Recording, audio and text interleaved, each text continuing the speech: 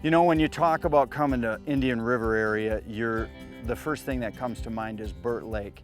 This is one of those spots that everybody who's anybody as a fisherman in the state of Michigan knows about.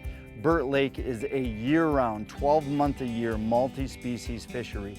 What we're going to talk about today, though, is to try to help people a little bit with the fall bite. Now, we're not just going to talk about smallmouth or just talk about walleye. We're going to talk about the fall time of the year in general, that September, October, November time frame, where it just seems like the biggest and best fish in this system show up, and they show up in numbers, and they also sometimes will come shallow where you can catch them in lots of different unique circumstances. So let's talk about just a couple of those circumstances.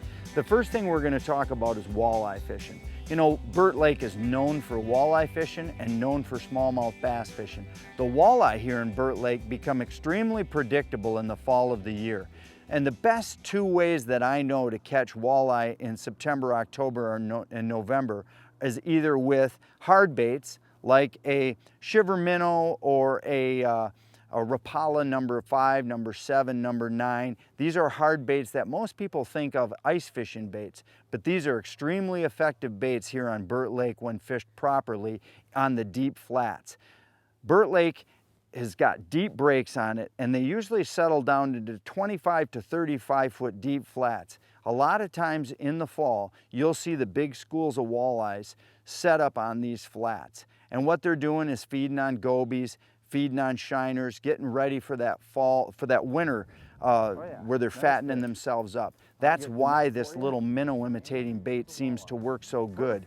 A soft pumping action and a tight line down usually triggers strikes really well. Another thing that we found is that we've encountered plenty of walleyes while shallow casting jigs and swim baits for smallmouth bass. During our first filming of our first show, we caught two of some of the nicest walleyes that we caught all season long while casting plastics and swim baits in 5, 6, 7 feet of water for smallmouth bass. So that's now become part of our arsenal. The third and probably one of the funnest ways to catch walleyes for me on Burt Lake in the fall is trolling. You know, John Jansen showed us a really fun technique for trolling using little tadpoles from offshore, behind offshore trolling boards, out in front of a 6 foot out behind the little tadpole, big stick baits. Funky colored custom painted stick baits work really, really well here on Burt Lake. And what you're trying to do is target mid depths. You're going off that, above those flats where you would be jigging the ripping wraps early, you'll be trolling them for suspended fish later in the day. And typically the fish here in Burt are very markable. You'll see them right on your graph. We marked them in at 17, 18 down over 35 feet of water. And what you're really doing is just finding a group of suspended fish that's in some close proximity to bait, and go ahead and letting your depth control device and your crankbait out so that you're running those crankbaits just above the walleyes. And once you do that, basically the walleyes usually on Burt Lake are pretty cooperative, especially in the fall, because then again they're feeding to get ready for the winter. So trolling crankbaits, jigging ripping wraps, casting swim baits for walleyes are some fantastic ways to catch fish here on Burt Lake in the fall. Now, the smallmouth bass are very predictable locationally here on Burt Lake. They're basically shallow orientated fish. They're going to hold in deep water in the evenings. Smallmouth aren't much of night feeders. They feed primarily early in the morning and throughout the day, depending on how close it gets to the winter. The closer to the winter they get, the more aggressively they feed. And that almost sounds backwards, but smallmouth are classic heavy feeders in that 35 to 45 degree temperature band. They sense the winter's coming. They're not overly active in the winter.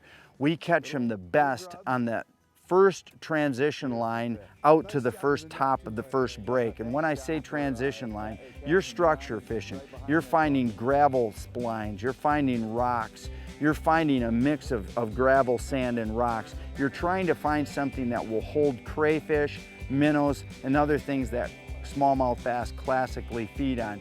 And you're casting to these fish. Whether it's a swim bait, whether it's a spinner bait, whether it's a tube, a drop shot, even in the coldest of weather, vibrating baits like a Vibrax really work that good. The other thing about smallmouth bass is typically when you find one, you'll find several or even a lot. Smallmouth bass are classic schoolers when they get into the cold water scenario. It's not a go down a shoreline for a mile and catch one here and there. No, you bump into one, you're probably going to bump into 3 or 4 or 5. I always concentrate my efforts on transition, on major point structures in the lake.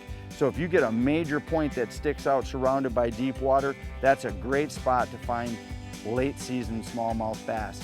So try these presentations for Burt Lake smallmouth bass and walleye in the fall and see if it doesn't up your catch rate. This is John Bergman with Fisherman's Digest with a lake preview on Burt Lake.